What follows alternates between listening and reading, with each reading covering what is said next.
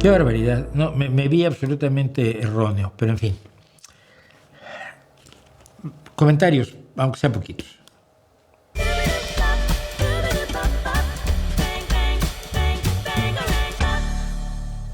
Les habíamos puesto, creo que comentarios accionarios o algo por el estilo.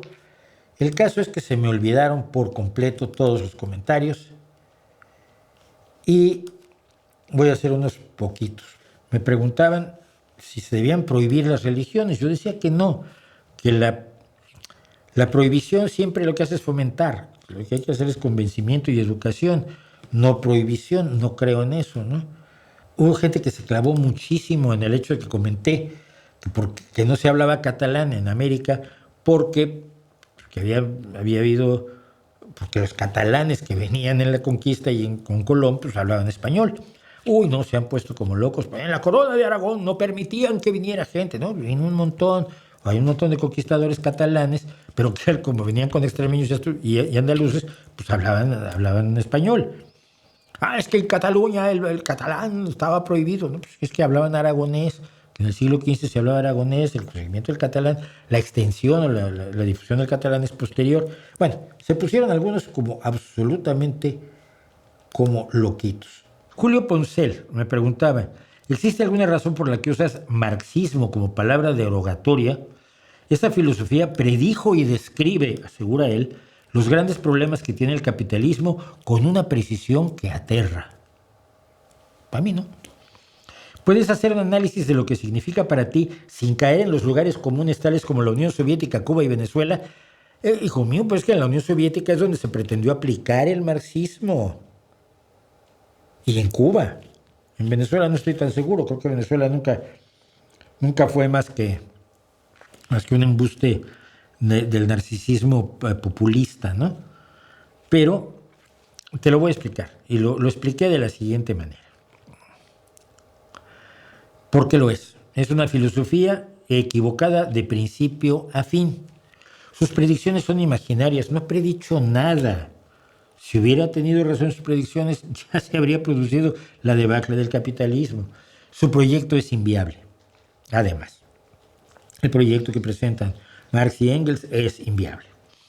Primero, el mundo no funciona según la dialéctica. Es decir, las contradicciones, tesis, antítesis, síntesis. ¡Puf! La resolución de las contradicciones hace que el mundo avance, hace que el cambio se produzca. No, mira, esto no es la tesis, bebérmela no es la antítesis y la síntesis no es que se me quite la sed.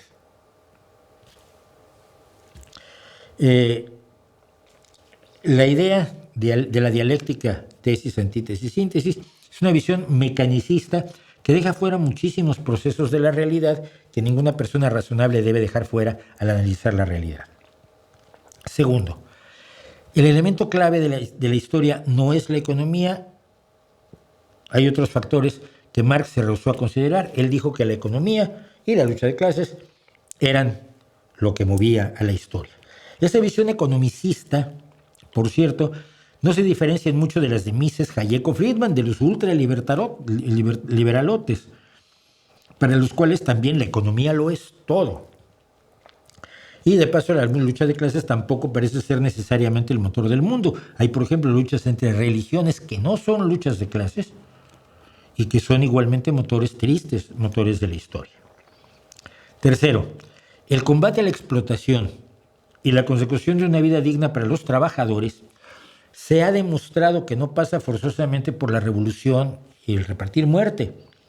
La idea de la lucha armada ha demostrado bastante su inutilidad a lo largo plazo, desde la Revolución Francesa misma, y así que la exaltación de la lucha armada, que es con lo que cierra el manifiesto del Partido Comunista de Marx y Engels, no es en realidad la forma de cambiar a la sociedad. Cuarto, la dictadura del proletariado acaba siempre formando élites depredadoras y extractoras que nuevamente dejan fuera del poder al proletariado, que además, al tener una dictadura del proletariado, ha perdido sus mecanismos de defensa, como los sindicatos. Aclaro, el proletario no es el dueño de los medios de producción, no, los maneja el Estado en su nombre. El Estado es un partido único. El partido único tiene una cúpula, el Politburó, el Comité Central, los que verdaderamente mandan y se apoderan de todo. El ansia de poder humana te va a llevar a que esa élite no sea realmente la representante del proletariado. Pero el proletariado no tiene forma de rebelarse contra el Comité Central del Partido Comunista. Porque ya no tiene sindicatos, porque ya no tiene las organizaciones de clase, que decía Marx, que eran necesarias para empujar el cambio, como los sindicatos produjeron el cambio en el resto del mundo. Ahora, si tus jefes son el Partido Comunista Chino, el Partido Comunista de la Unión Soviética, el Partido Comunista Cubano, no tienes recurso como clase. Te han jodido mejor que cualquier capitalista. Quinto, la planificación centralizada de la economía es inevitablemente ineficiente y torpe porque depende del partido, y en el partido sube en el escalafón del partido no el que sepa mejor cómo hacer botones para abrigos, sino el que sea mejor político. Que ser político es muy bueno para saber hacer política, pero no para hacer la economía, no para plantar, no para cosechar, no para hacer botones de abrigos, no para hacer abrigos, no para distribuir abrigos. ¿Ok? Entonces, creas una élite de por sí ineficiente y le encargas la economía. ¿Cómo encargármela a mí? La voy a cagar seguro. Sexto, la idea del partido único acaba con toda posibilidad de crítica y de frescura en el abordaje de los problemas que enfrenta una sociedad. La idea que tenía Marx, la idea clave del marxismo, de que el partido único es el representante y el que tiene la capacidad de explicar y resolver todos los problemas de la sociedad, no tiene sentido, no tiene asidero en la realidad. Necesitas gente fresca, ideas frescas constantemente, y el libre flujo de las ideas, así sea con partidos políticos, para conseguir que efectivamente se solucionen las cosas. Séptimo, la inviabilidad del capitalismo ha demostrado ser una predicción bastante endeble, aunque todos los días hay un marxista que nos cuenta el cuento stalinista del tercer periodo. No hay una sustitución efectiva del capitalismo en los modelos marxistas. Por lo tanto, lo que otros como los socialdemócratas decimos es, pues mira, vamos a tratar de sacarle mejores virtudes al capitalismo, tratar de controlar sus peores vicios, que es una lucha constante que no se gana nunca, porque nunca es el rojo amanecer, nunca es el cielo por asalto, pero vamos avanzando y los trabajadores van viviendo cada vez mejor y además participan en democracia. Esa democracia que no le gustaba por ser una democracia burguesa ni a Marx, ni a Lenin, ni a Pablo Iglesias, pero que es una mejor opción que la otra que nos ofrecen los marxistas-leninistas. Octavo, el desprecio de Marx al poder del individuo dentro de la sociedad queda refutado por la importancia que tuvo Marx en los acontecimientos del mundo durante más de un siglo. ¿Sí? Marx dice que los individuos no importan, lo que importa es la sociedad, la clase, el proletariado. Bueno, entonces Marx no debía ser tan importante. Si es tan importante, es que el individuo puede ser enormemente importante. Es que pese a toda la lucha del Congreso Nacional Africano, Mandela, la existencia de Mandela, la resistencia de Mandela, la autoridad moral que levanta Mandela, tiene una relevancia enorme.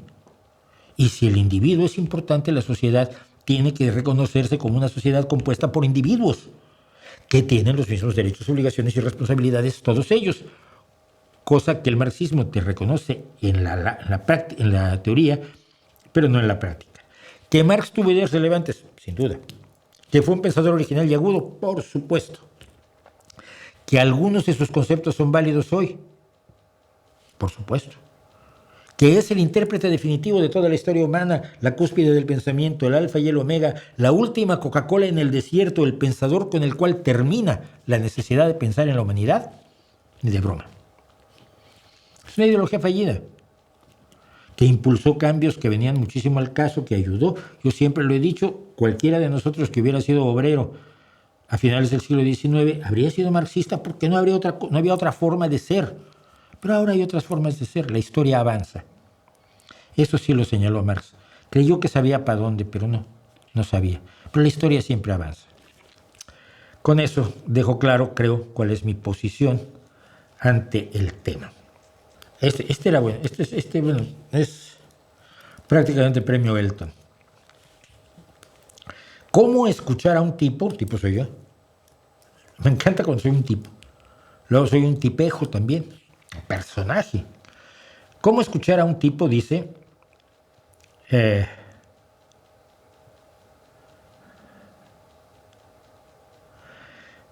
que se refiere a Israel como la única democracia liberal del Medio Oriente, que lo es, y no como lo que es el ente sionista, genocida y colonizador que solo sirve como instrumento de barbarie y destrucción. No ha servido para otras muchas cosas, pero sí sirve como instrumento de barbarie y destrucción. Mi respuesta: me imagino que te debe resultar muy difícil darte cuenta de que puede ser y es las dos cosas al mismo tiempo. Pero no te preocupes. Mi invitación a que pienses en la complejidad de las cosas solo es eso, una invitación al mundo real. Nadie te obliga a abandonar el eslogan fácil a cambio de la difícil valoración de un mundo complicado. Sigue lo tuyo, tú, tranquilito.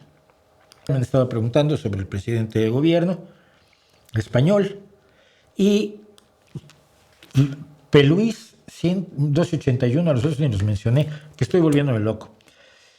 Me dice: González o Sánchez, ¿cómo ves la deriva del PSOE? Me gustaría saber tu opinión.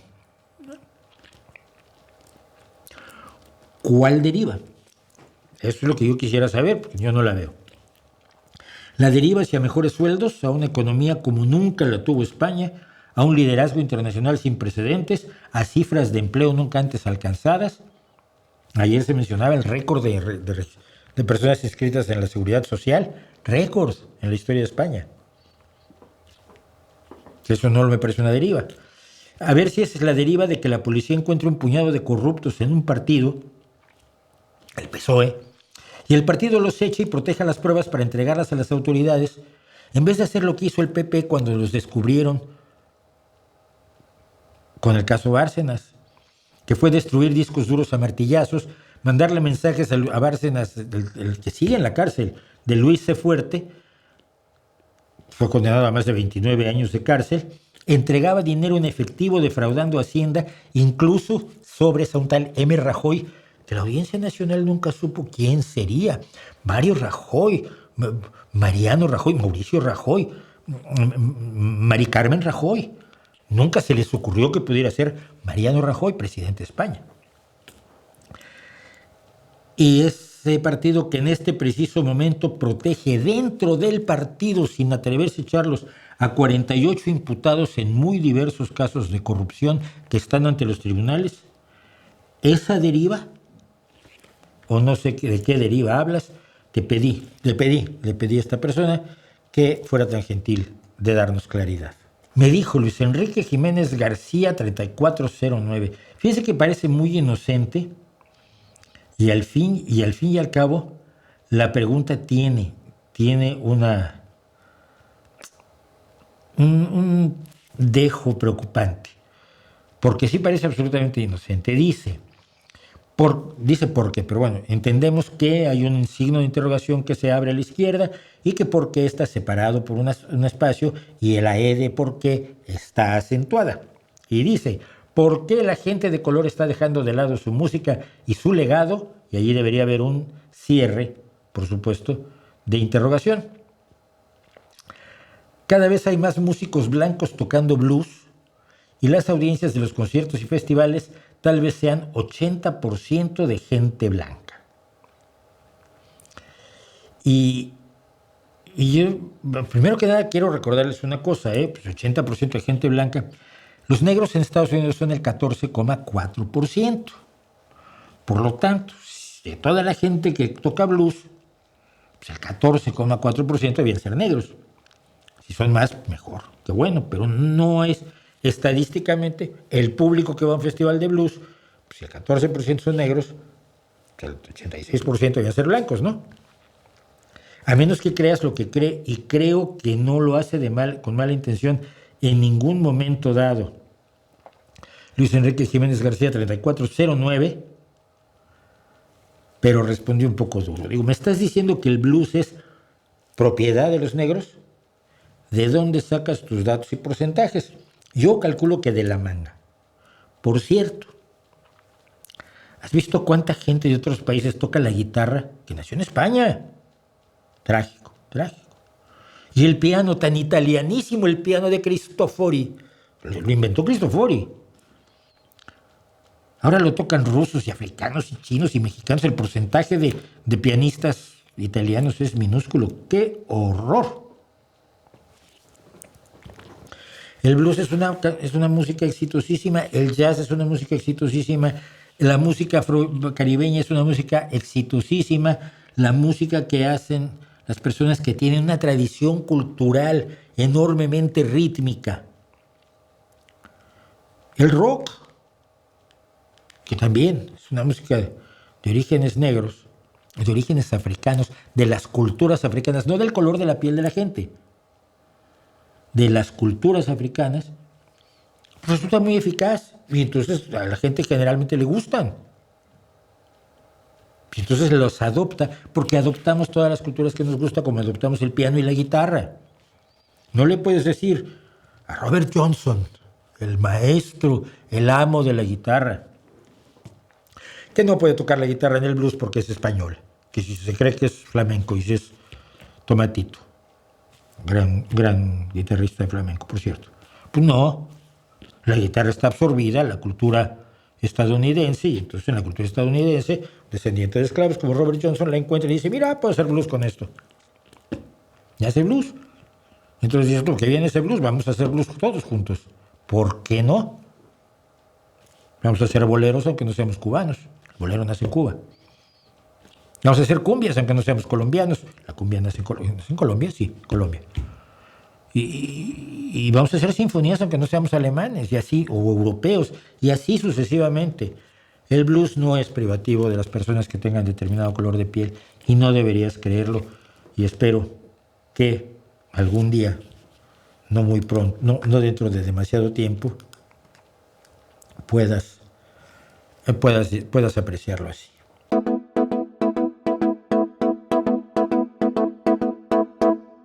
Dervis Nava 5278, y yo siento que este tipo de comentarios no son culpa del que los hace, son culpa del entorno en el que se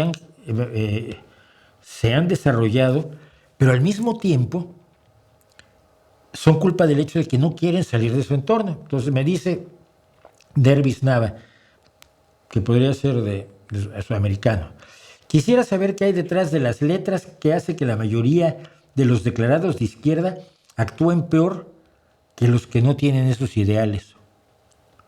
¿Qué hay detrás que imponen sus gobiernos a través de represión, asesinatos, mentiras, manipulación y robo de elecciones para mantenerse en el poder? Y yo pienso en Pinochet y pienso en Videla, pero bueno, tú piensas en esto. Digo, quisiera saber no solo la fuente de tu ignorancia, sino la confusión que te lleva a pensar que tu ignorancia es una forma de conocimiento para hacer afirmaciones así que son totalmente imbéciles. ¿Me cuentas cuándo ha pasado todo eso que dices? En la España del PSOE, en el Reino Unido cuando gobernaron los laboristas, Canadá, Noruega, Nueva Zelanda, Australia, todos ellos que han sido gobernados por el Partido Laborista, la Dinamarca del Partido Socialista, el Uruguay del Frente Amplio, el Brasil del Partido de los Trabajadores, la Alemania del Partido Socialdemócrata, la Francia o la España del Partido Socialista, por poner unos pocos ejemplos. Nuevamente, ya sé que me repito más que el ajo, pero nuevamente estamos ante gente que cree que la izquierda es solo la izquierda marxista de la que le hablaron en la universidad o de la que le habla Laje y no entiende lo que es realmente una visión de izquierda, que si alguien dice ser de izquierda y no se ajusta a la definición, pues entonces no lo es. Como si Videla dice que soy demócrata, pues tú puedes decirlo, pero no lo eres. En este caso el que se lleve el premio Elton pues soy yo, por no haber preparado con tiempo. Y tuve tiempo, por haberme clavado en otras cosas, preparé pues, los asuntos como el del legionario de Cristo detenido, o lo de Epstein, o lo de las niñas en México, que ya no pudimos tratar. Pero bueno, así me pasa. Soy profundamente imperfecto y así me asumo y espero que así me asuman ustedes.